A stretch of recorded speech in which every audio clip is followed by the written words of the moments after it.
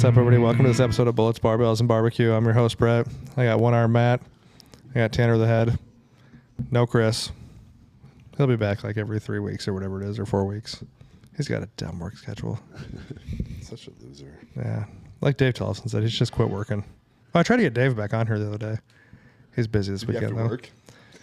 Yeah. His kid's at football or something. We'll have to talk to him so we can talk about the NFL being scripted.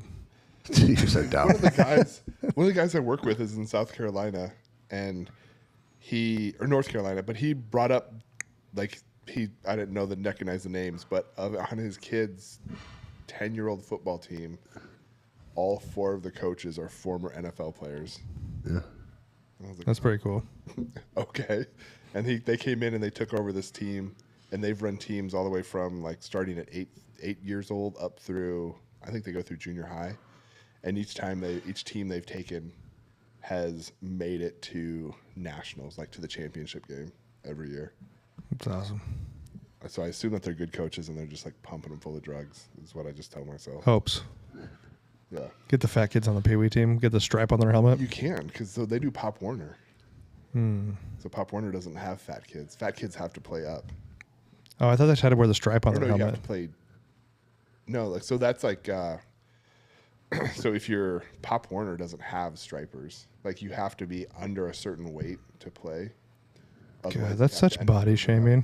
It's so what it does. That's so liberal. If you look at Pop Warner is phenomenal for developing skill players. Wouldn't that be conservative? But it won't. It does not develop any linemen. There's Good call. No people play Pop Warner that end up being good linemen. Because they're heavier, and so that you're heavier, you have to move up a grade, so you end up playing with the older kids every year. But you're probably not fat because it's fast, because you're just fat, because you're growing into your body. But they make great skill players. But anyway, totally off topic. Okay. Way to go, Rosewood Matt. Block, fucking great. Really cool. Said Rosewood Block, great. Yeah, B3 at checkout, 10% off. Get up in when there. did you stop molesting that microphone? You used to molest it, and now you're far away from it. Yeah, when I listen to the podcast. Did something happen to you on Grindr, and now you're just really weird with them? Maybe. Oh, I get nervous when things get so close to my mouth now. No, you don't. think of it as a sandwich. So we have Rosewood Block. Use code B3 at checkout for the best cutting boards and barbecue. We also have Elite Nutrition Omaha. Check them out at elitenutritionomaha.com. Use code B3 at checkout for 10% off. Use code B3 or yell B3 at the store in Omaha or Lincoln. Get a free shaker. And a free ride in the Cybertruck. Has he been giving those?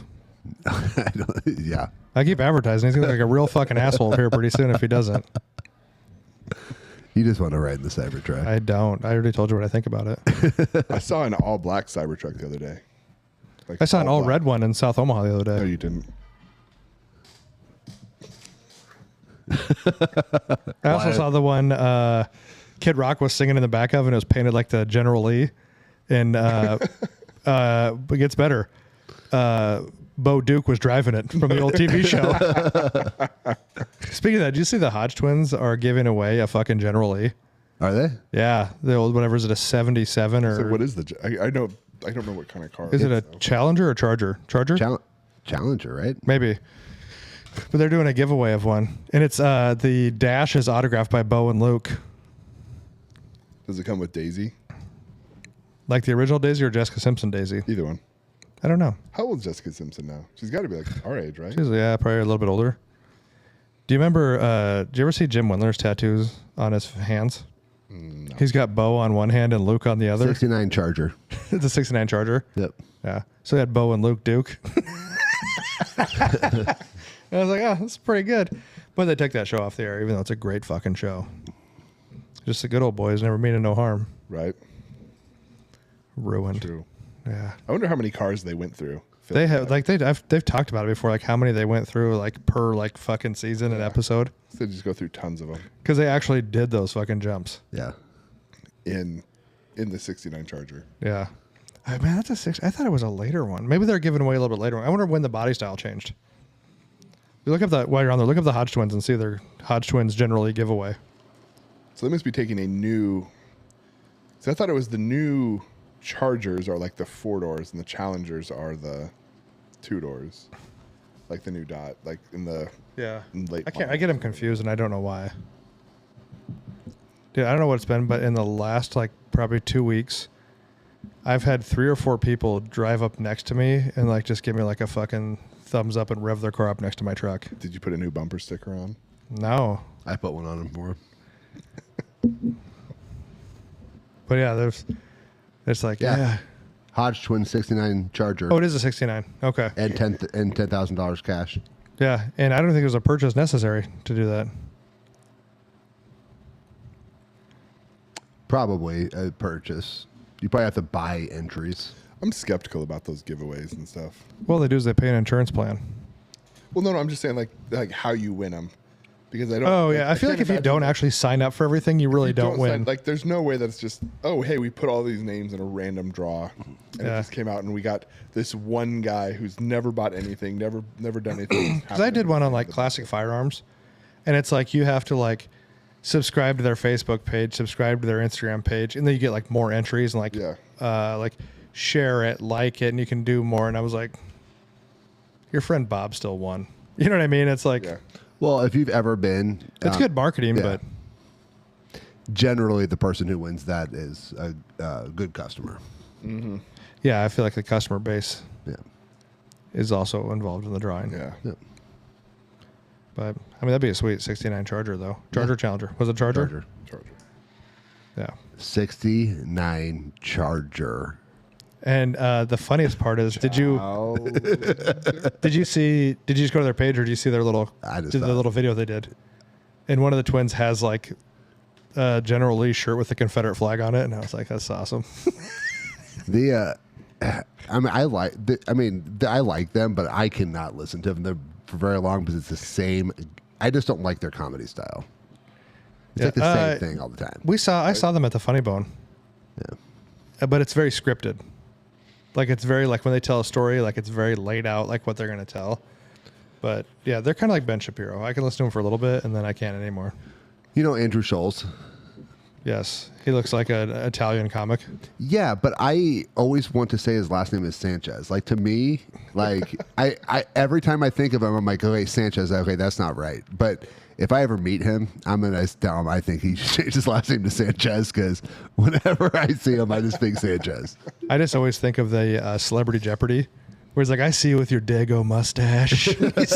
Schultz has One that of the perfect best skits ever. Oh yeah, but Andrew Schultz has that like perfect like Italian like mustache. Yeah. And like his haircut, he looks 100% like what you think they're talking about. Yeah.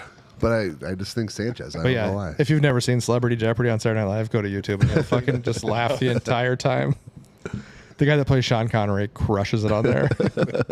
I still think it would have been awesome if they had gotten Sean Connery to be on there and play somebody else.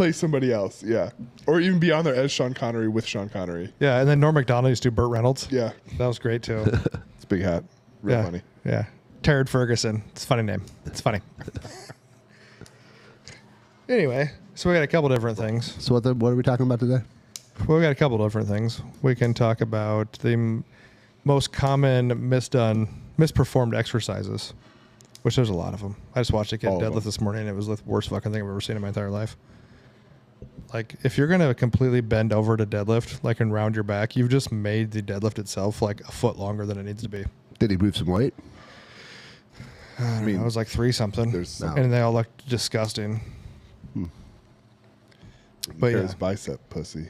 Yeah, deadlift is usually performed pretty terribly by a lot of people, and they say, well, that's just how I deadlift. No, it's not. It doesn't make it right. Weak. That doesn't make it right. You know, you're just going to tell the cop when you get pulled over, that's just how I drive. Get over it, dude. I'm going to try that. Yeah. I mean, it depends on how you're looking at some of them, though, too. Like, if you're looking at it from, like, sometimes, like, a bodybuilding versus a powerlifting perspective can be very different. When you look at something like, oh, those guys just arch their back and this and that. Well, it's like you have to look at sports specificity, what they're doing. Well, like a bodybuilder would never go to, like in a compound movement, I don't think a bodybuilder would go to muscular failure as much as like technical failure. Like they want to be perfectly technical. Wait, other way around. Are you talking about powerlifter or bodybuilder? Bodybuilder go to muscular failure. Powerlifter go to technical failure. But I think they would. Well, I think bodybuilder would go to technical failure. Yes. You think so? I think powerlifters, in my opinion, you'll let your form fade a little bit. But see, I'm thinking of muscular failure, like forced reps, like your friend helping you with a rep. Is what I'm thinking. I was just more talking about, okay, like if a power lifter is doing like a 3 rep, like they would let their form slip to get that 3rd rep. You may round a little bit. You may, like, you don't have to be perfect. You could be 90% there, 85% there, get the rep, and getting the number is more important than being perfect. Yeah. Am I wrong? I think yes. The part where I would go is lean more towards. I think powerlifters and bodybuilders are very similar for their expectations up to a certain percent of max. Yes. Right, but then a bodybuilder is not going to go to 90% plus because because that's where your form is going to break down. Right, the ROI doesn't matter, but but I think also for powerlifters, like your form, if you're powerlifting, your form should be pretty fucking good up until I'd say 80 to 85%. 85% plus, even on a single, like you're going to start having and potentially running into deformity, especially 90% plus, like 90, 93% plus. Yep. There's almost no way you can keep perfect form through that because you're so close to your failure point. Like your weak spot, like every 90% of your body could be good to go in perfect form, but that other 10% is operating at like 110%, so it can't keep that. So you're going to have muscular form. So that's where I kind of go is like you should have same expectations in form up to some percent of max rep or max weight, and then at that point you can't. That's what I was saying. I feel like power lifters will, like, I physically can't do it is their limit to weight, and bodybuilders are more like I can't do this 100% right is their form, is where their limit is. Yeah. Fair. Yeah, but I think for the average gym goer, I mean, you could literally go through every single lift. If you're doing more than 5 reps, like they should all be great form. Well, yeah. And you could go through every single lift because but then you break it. Yeah, it's like we've talked about like rows before. Mm-hmm. Like people are very rigid a lot of times on a row, but you should like get like a full stretch and almost round forward. Mm-hmm. Not your whole body. You should round your upper body forward. You know what I mean? Your upper, you let your rear, your delts and your back, stretch that and then row. Right, but it's like, I bet if you were to look at your spine and you could like glue something to your spine should stay pretty straight. Yeah. But it's your back just arches horizontally, not vertically. Yeah, you shouldn't, and your low back should still stay pretty in place as far as neutral / maybe a little bit of arch to hold your position. Mm-hmm. But your upper back, you should, it's like, and Ed was talking about that too, the whole like full stretch. And that's where you get into like bodybuilders. The good ones, they're like fully stretching the muscle, then contracting. Well, a lot of times on back, so I see this a lot with like lat pull downs. And I told that kid when he was here that one day. Yeah, he just laid back and did it like a row. Yeah, I'm like, what are you trying to do, bud? He's like, trying to do a lat pull down. I said, well, you're not doing it. It's like you're doing a row with a lat pull down machine. Like, you should go use the chest supported row. It'll be a lot better. Yeah. And so I showed him. He goes, that's not what I'm doing. I was like, no, that is not what you're doing. Don't lay back. Like, but I think some people get so sucked into the amount of weight they can do part of it. Ego lift, right? But on your back, you need to really stretch, and then it's okay. I think the difference is when you, like, if you use your back, if you use your momentum to move the weight, you're doing it wrong, right? But if you rock into position to get your back fully engaged, there's a difference. Right, like pulling yourself into the motion versus pulling the motion into you. Yes. Yep. And I think some of it is just actually using the right muscle, knowing what muscle you're using. Like I've seen that guy, the hypertrophy coach, and it's kind of like he's not really like reinventing the wheel, but he's actually does a good job because he's like telling you exactly what you should be doing. And some of it's like a mental part of it too. And like when you're doing like a curl, if you're just standing doing like a dumbbell or barbell curl, it should be a full extension. Your elbow shouldn't pull back first. You know what I mean? I see people that pull back, or they'll like come to the top and then they'll bring their shoulders way up. You know what I mean? Or like when Tanner does tricep extensions and he does a full shoulder movement to get his tricep extension going. Not me, dog. We can put this on video. The But bicep curl one in particular, since you said that, like, so that one caught me by surprise. Mike Israetel and like, yeah, RP we were talking about the regular bicep curl is Yeah. actually well, like Doesn't yeah, do much. a supinated grip doesn't do a lot for yeah. you. So they were talking about like your bicep curl. Like if you come up and go, like you should actually bring your elbow up a little bit as you curl it in, because that bringing it up is part of your bicep contracting to your shoulder. Like, yeah, your shoulder's helping to move, but like when you watch, if you get their hypertrophy app and you click on like standing dumbbell curl, they will specifically say, like, as you curl, bring your elbow up a little bit to finish it There's a off. bicep tendon ties And up then, and here. then come back down, and that gets you the full contraction. But their bigger thing is like full extension at the bottom. Well, I was just gonna say the funniest thing is that the contraction portion of the rep, like, Is like- the very top, does nothing No, that's except for pump. And I'm not saying a pump isn't important for bodybuilders. You want to get the fluid, the inflammation, that's sarcoplasmic hypertrophy or whatever. But on the curl, standing curls, when you start, you have no tension on your bicep because your shoulder, your elbow, and your bicep or the weight are all in line. Like if you actually wanted, you like the preacher curl, you have tension, or like the Malaysian curl, like the cable curl where you start behind you, then you have tension. yes, the incline curl, like on a bench. Yeah. Lay back on a bench and let your arm drag down, like hang down that way behind you. Same thing. So much harder, like ridiculously harder. The funniest thing about weightlifting, and I have never really been a hypertrophy guy, and I have been more. Tell. I have been more recently. Like I've been trying to get into it, and then the like physiology of it is that when you're working strength and you're working hypertrophy, you're like kind of there's an overlap. There's an overlap in your strength curve and your hypertrophy curve, but then there's not an overlap as well. You know what I mean? There's a spot outside of that overlap. Like if you want to get stronger, like top end strength, you have to lift differently. You have different rep schemes. Yeah. But if you're doing hypertrophy, you're growing muscle fibers. You will get stronger, but it's like in a different, But it's in like a different. It's but it's very gotta be like incremental. 70 to 80% overlap between the two. Like, Yeah. as your muscles get bigger, you're going to get stronger up to call again some kind of like 70, 80% threshold. And then to get that last 30 to 20% strength, yeah, you have to do something. Or different. the last 20, 30% of like muscle size growth. Yeah. muscle, like developing a specific part of your Yep. muscle is different. Like 80% of it's the same, but that 20% changes on whether you want to bench, like whether you're trying to max your bench or Well, you whether start you're trying to getting grow your chest. We start getting to like absolute strength at that point. Yeah. Absolute strength is different than repetitive. 100%. But I Yeah. think like the majority of, I would venture the majority of gym goers, they're going to fall in that 80% range. Like you should be doing the same thing and you're going to get stronger and you're going to get bigger. And it's only like if you start wanting to compete or again, like you have those specific terms, like you want that absolute strength. Yeah. You have to train differently. Like you can't do this stuff. You want really big biceps. Right. Then Well, you I have to know, do If you something. tear it, Yeah. you get a fucking awesome peak. But even the bicep, like even with your, like the bicep is not necessarily the biggest elbow flexor.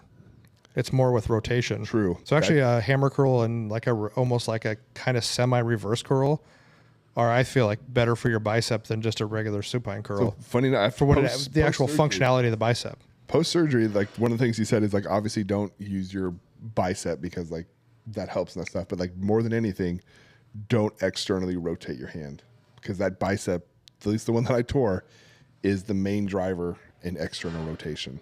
So as soon as you open up like that, and then Which is which the for those that's supination. Yeah. Like So- basically you're trying to bring your pinky If up. you're wondering what supination is or supine, if you hold your hand, you can make a cup of soup. That's supine. and then what's this aspine? Yes. That's your 'Cause you slap the ass. pronated. Because you Yes. slap the ass. Yeah, But yeah, you can always make the cup of soup Yeah. is the way I learned it. Then if you're Supine, yeah. pronated, it's your hand which down. it's like as he was telling me this, like he had one of those epiphany moments. Like I've always known that it's the underhand on deadlift is what tears. It's like that's just what everyone tears.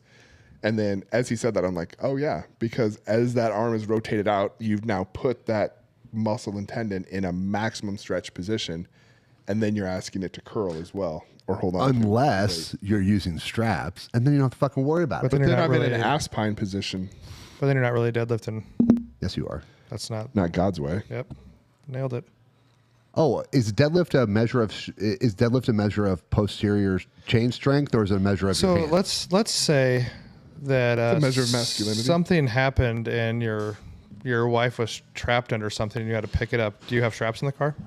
Nope. Do you have a bar that you're lifting up that you can freaking switch grip it? Either But- no, you have fucking either two hands over your But two who do hands you over. now? If we were going to take a survey of who has better grip, do you think it's someone who uses straps all the time or someone that doesn't? They can hold on to whatever they're holding on to pick the vehicle up. I mean, my Thank grip, you. Conversation has ended my because grip- we already know the fucking answer. My grip strength is higher than yours. But your functional grip strength. Yeah, we saw that in the bomb carry. It's a long ways. That's a really. But again, that's also why I tell almost everybody when you're deadlifting, pull double overhand for as long as you can. Don't switch to an over-under grip or straps until you need to. Well, yes, I think and if you're training for strength, Well, I think just life. I mean, I think if you're training, right? If you're in that 80%, I think no matter what you're doing, like you shouldn't necessarily use straps all the time. I don't. I always go. No, I know, but a lot of people, like especially like the Versa. I know you have some like the Versa grips have gotten a lot more popular lately. thanks, Dr. Mike. With like every movement, I still think you should still do some things to work your grip So grip strength is still super important in we life. we talked about this a few months ago. There's no limit. If your grip strength is stronger, your chance for dementia and Alzheimer's goes down, and there's no limit. So the stronger it is, the less chance. There's So no as soon top as I end can limit. just like crush a stone with my hand, I will live forever. Yes. Well, no, your brain will. Yeah. Your body's definitely gonna fucking Oh, break my down. body's almost gone. My grandpa used to be able to break pliers, like old pliers when Yeah. they were still made out. He could just squeeze them and break pliers. Now he died like in a car accident younger, so he never knew what that But yeah, grip But he was strength. still hanging onto the wheel though. Fuck, probably. I never met him. He died like when I was like 1, but yeah, his friend used to hide his pliers because he'd come over and fuck with him and break his pliers. God, that's a life goal though. Like just get that grip strong enough. No, to let me your borrow foot. those pliers. No, Matt, you cannot borrow my pliers. What? But yeah, always do some kind of grip work. Like maybe if you're doing like barbell rows or dumbbell rows, do your first few sets, and then you get your Versa grips out. Like don't miss reps because of grip, but it's also good to train your grip. So it's a functional grip. What is a good functional grip training? Like what would be functional grip exercises? I think you're like trying to those bring that like suitcase deadlifts like Ed always talked about because you can rock it back and forth and work. Because your pinky is the real fucking up. grip The killer. fucking king. If your pinky goes, most of the grip's gonna go. When you're going to grab something, if you're going to grab a bar, always make sure you're squeezing that pinky. Yeah, and if you don't have a pinky, then You don't grab as much. you can't carry anything. You're useless. No, it's just moves. I'm sure it moves to the next finger, but yeah, I think like the suitcase deadlifts or whatever. You can do them with farmers. You can do them. Yeah. With a barbell, you can kind of tip it back and forth, so you get the different grip setups. Farmers carries and then grabbing bigger objects. Yeah, obviously Like the not- blob. Yeah, obviously not Tanner's wiener, but It's all relative. It could be a bigger yeah, object. but yeah, Compared to you. yeah, and I mean I don't really necessarily even like the word like functional strength, but yeah, as far as exercises, I think you could go through every single exercise and find one, depending on how someone's doing it. But the big thing is think of the muscle you're trying to work, and are you feeling it? Like I was giving Tanner shit about the tricep thing, but a lot of people just get like they stand over top of a tricep rope while they're doing it. Get it out in front of you just a little bit, and actually get a full range, but make your tricep do the work. Kind of take your shoulder out of it, like. It's going to be a little bit of a mover in there, but yeah. Where you're feeling it is where it's being worked. Yeah. Right. If you're doing curls, so bad on triceps. yeah, if you're doing curls and your shoulders are getting super tired, Yeah. you're probably swinging a little bit there. Yep. And lighten the weight up. You don't have to ego lift it, but yeah, you should feel where, and you can do little things as you go along. You'll learn like, even like on a bicep curl, I've even like, if you let your wrist hang back just a little bit and make your bicep do more work instead of curling it with your wrist, will change how it feels. And like you said, goals. Like what are the people's goals? And ego lifting. So you're weaker in your stretch position. you're strong and you're like right in the middle of that contraction position. Yep. So a lot of people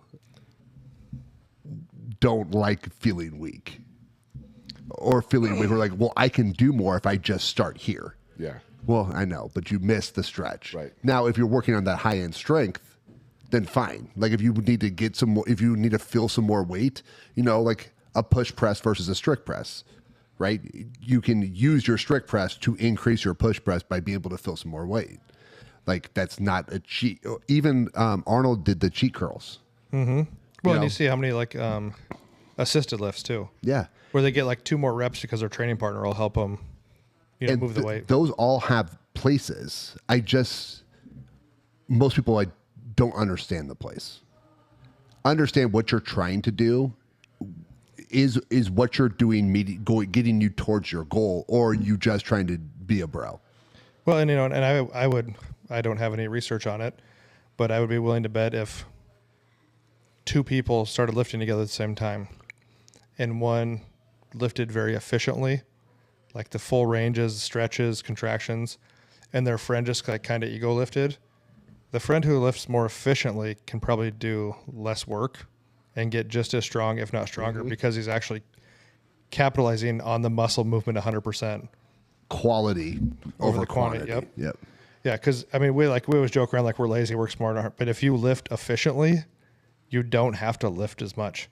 And what was that Israel saying? Like it's not even like the time under tension isn't even like really, like if you do 5 reps with like a tempo lift, or you do 15 faster, Like fast, yeah. but you're still getting the same burn and contraction. Yeah. It's really not any different. But if you do like if all your training is geared around like your weakest position, you're going to use lighter weight, which means like you're in a call it a compromised position at that full extension, but once you're out of that, like it's still hard and stuff, but it's not as hard, but it's safer. Like you can use less weight for less reps. You accumulate less systemic fatigue, and you can just train. You can maybe even train more frequently. Like, I mean, you can watch, or go ahead, Tanner. Well, the key to all of it, whether you're trying to hypertrophy or strength, is to always keep that progressive overload always at a rep, at a pound.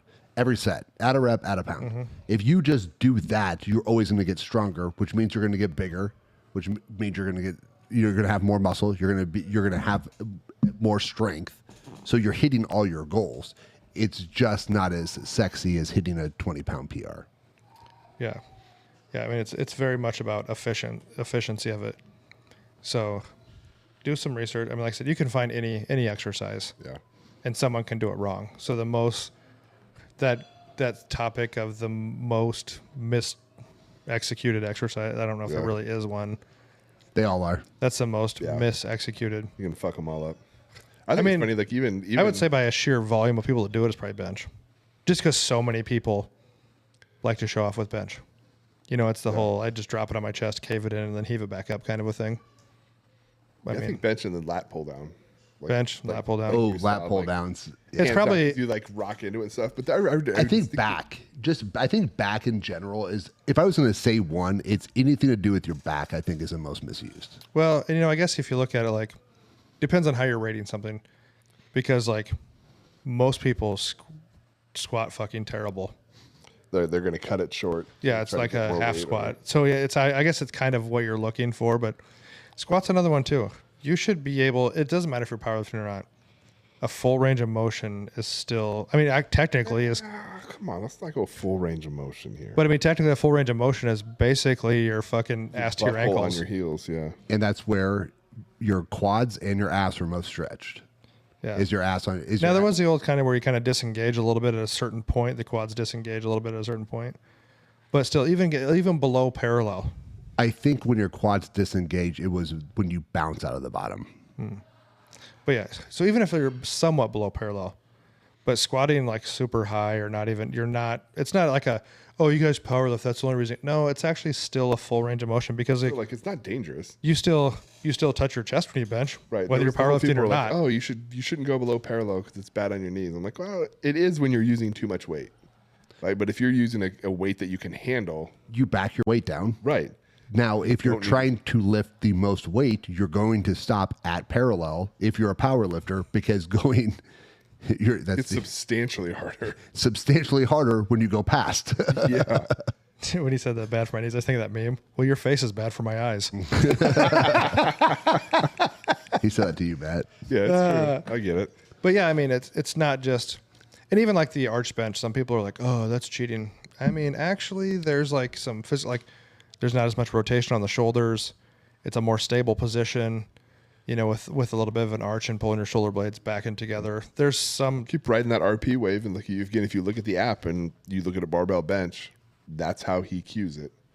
It's to like plant your feet, arch your, like get your chest up. But his motion, you don't have to like super arch, but pulling your shoulder blades back in it's together. also arching and like getting your chest up, not your belly button. Like if you're arching at your waist and your belly button, like your chest itself is still not getting to a mechanically advantaged. You should pull your shoulder blades back and down. All the weight should be on your traps, basically. Yeah. Yep. But I think that the Mike's cues were so similar, but his was of a different. It puts you in the best position, but it also allows you to stretch your chest. It's the people that are in a C position that drive people fucking nuts, where they literally have 2 inches of. And again, you're looking at more sport specific of what they're doing, but there is no range of motion there. Actually, it is a full range of motion, but they don't have any kind of length to it.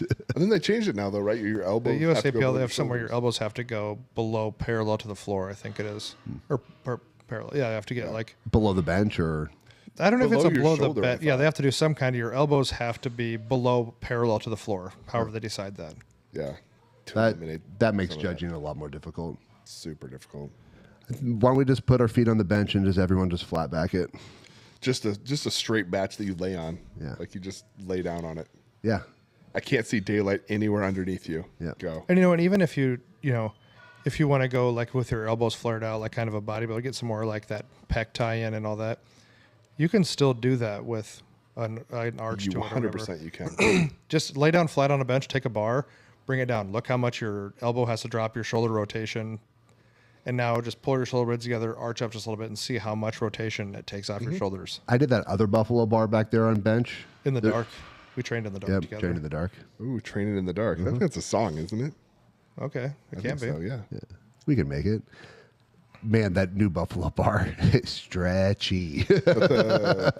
The black one? Yeah. Yeah, is it the Yukon bar from Titan? I think it's stretchy. Yeah. Like I went down and I'm like, oh my God. I'm still. Dude, he must have not. Yeah, he must not changed the weight. I was like, because we didn't have power because of the storm, and I was like just dusting equipment because it was just me and Tanner, and I just hear, ugh.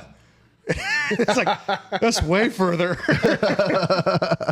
And it's like that time I was telling somebody yesterday. A kid got on the Elite Fitness belt squat, and we were in the office here playing Golden Tee drinking. And all of a sudden, Matt's drinking, and he just goes, ha, that kid's stuck on the belt squat. Doesn't go help him. Just fucking staple. And I go out there, and I was like, what happened? He's like, oh, I think my foot slipped. No. He thought he could use the same weight on the belt squat. On there or something. Yeah, 3 plates on each side. You cannot squat on the belt squat, the Elite with the cable one, the same that you squat on a bar. Just fucking smashed into the seat. Yeah. Kyle. But Matt did not go help him. I alerted someone who could. Yes. Kyle, when he's benching, there more than one time he's like, Tanner, can you help? And he's like stapled, but he's like, Stay calm, just hold it there. Don't let it roll to your neck. Yeah. Stay calm helps on the way. Yeah. I was like, fuck. But yeah, as far as just think about what you're actually doing, which when you're writing a program or you're new to lifting, think about what you're actually doing, what muscle you're trying to work. And what goal you're trying to accomplish. If you lift in a way to where you're always trying to hit your goal, and ask yourself, is this getting me closer to my goal or further away from my goal? If you're really wanting to build muscle and you need to hit a rep, like your rep scheme needs to be between 8 and 16 and you need to hit a certain percentage and blah, blah, blah.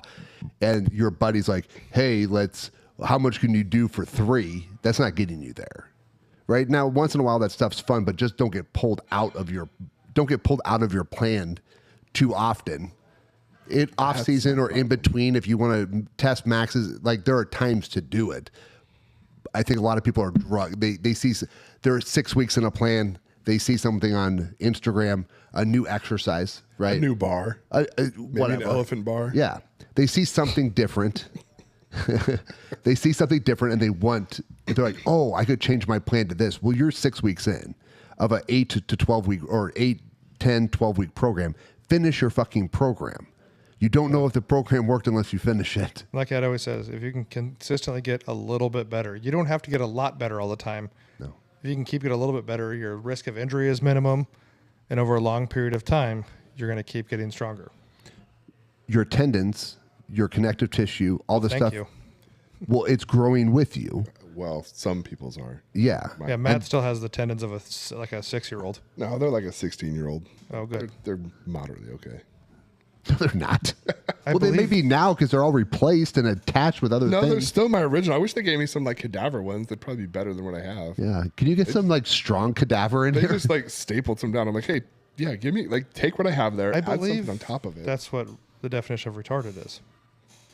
The growth stopped. Huh? You proud of me? So, yeah, think about what you're doing. Check out Mike Israel. He's got a lot of great stuff. I feel like I'm riding his train all the time, but like his material is really. He makes some really funny good. videos. And, he didn't shit on my guy. They did his review of Dorian Yates. He's like he did Dorian Yates, he did Phil Heath, he did Chris Bumstead, and he's always like, listen, I'm gonna critique them, but they're also multiple time Arnold champion or Olympia champion, so it's like it's working. So like he goes through, like he did Phil Heath, and he was like, well, I would do this, unless you're Phil Heath, then you can do that, but otherwise, like I would suggest doing that. And Dorian, he didn't have a lot of negative to say on Yeah. Dorian's style of training. But His materials, it's really cool. he's got a lot of good stuff. He runs Renaissance periodization. But yeah, his YouTube, he's got a lot of good stuff out there. He's been on Dave Tate's Table Talk plenty of times also. But as I far also as just found out technique that he stuff- has like a philosophical channel where he just Why? yeah, it's like it's very like very like deep thoughts with Mike kind of stuff. Yeah, And I that's was like, literally it. this is Why? But why? But why? So Yeah. but think about what you're doing. Check it out. If you're not sure about techniques, find someone like that that's got some reliability that can teach Post you your some question things. in the comments. Yeah. Maybe we can always talk about it. We should make some videos. We always talk about It's it. also We have important. great form. It's also important to find someone that you're following that has those same goals or the same type of goal that you have. When you're there can be different ways to do exercises, right? Depending on your goal, and just understand sometimes they're genetic freaks, and they're genetic freaks for a reason. So just because Dorian Yates can do something, Well, that's if you go back to like one of our very first podcasts, we talk about the common denominator. yes, Find what 100 people are doing and works, not what one person is doing and works. right. Because we're not. Still haven't found it yet. Yeah, we're not all the unicorns. Later on, you might figure out that you're a unicorn, but you're probably not. Yeah. I'm a bad unicorn. Like, I'm special, but I just keep breaking. Yeah, he is. If Matt could stay as one piece, he'd probably be really strong. I was talking to Drew about that yesterday. And like if I could stay healthy, like I think I could have done really well in strongman. I don't think I'd been like Brian Shaw type stuff, but like I've always like I could have it would have been really fun to compete and move and do that stuff. It's like football coaches say, the best ability is availability. You're not available. I'm not available 'cause I'm always broken. Yeah, Matt's story, he's always like that brother that was always like the best one that just couldn't play. You know what I mean? Couldn't Like, quite make man, it. like the one Manning brother, like, he was just- great, but yeah, he's And couldn't then broke fucking his play. neck. Fuck. Well, we hope you've learned something today. I have.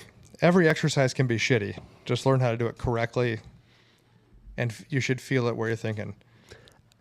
I don't follow a lot of bodybuilders. It's not really my thing, but bodybuilder backs are fucking impressive. There's not, I mean, out of every athlete, You're really on the back today. Like, well, backs are good. is that your grinder name? Backs are good. I mean, that wouldn't be a bad one. I remember Louis saying that a long time ago. Like, you want to You'll never find guy? a strong guy with a weak back. Yeah, like you find a big, strong back, and like that guy's strong. Doesn't matter like what they're doing, like if they train or not. Like you see someone with like a thick back, and you're like, strong, useful. But those bodybuilder backs are just different. I mean, they have muscles that I'll never have. Like I have, Well, your neck is probably decent holding your head up. yeah. I mean, I got a good neck, got good calves. That's from being fat. When I was younger, probably. Yeah, I was. Why are your calves not very big? Yeah. I haven't been fat. Yeah. Same. Yeah. Actually, I have nice calves. Thank you. I'll check them out. You're so We'll fucking take From pictures. the back. We'll take pictures. From the back. From the back, yeah. We call him Tanner from the back on Grinder. But bodybuilders, when they're doing back exercises, I follow Big Mike Van Wyck, and he does a really good job of explaining like back exercises. He's like a IBF pro out of Canada, tattooed head, real a-hole. He met up with Ed.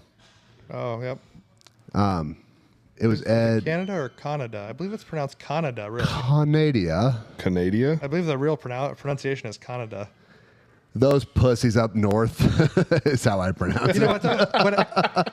You know what? But I think that level stops at a certain point because then I think the people who live in the Yukon territory are probably fucking pretty savage people. Probably. Because it's like there's like 6 people that live there. But if you're in Toronto, you're probably a pussy. I'm just saying. Once you get north of the provinces or whatever they call them, it's probably pretty savage up there. Yeah. What's his last name? Van Wyck. Van Wyck. Van VanWyck. Van Winkle. Yep. Rob Van Winkle. That's Vanilla Ice, by the way. If anyone was wondering, a little trivia for you. Okay. Yep. Did you find him? Yep. He's really good at explaining. So you can check him out.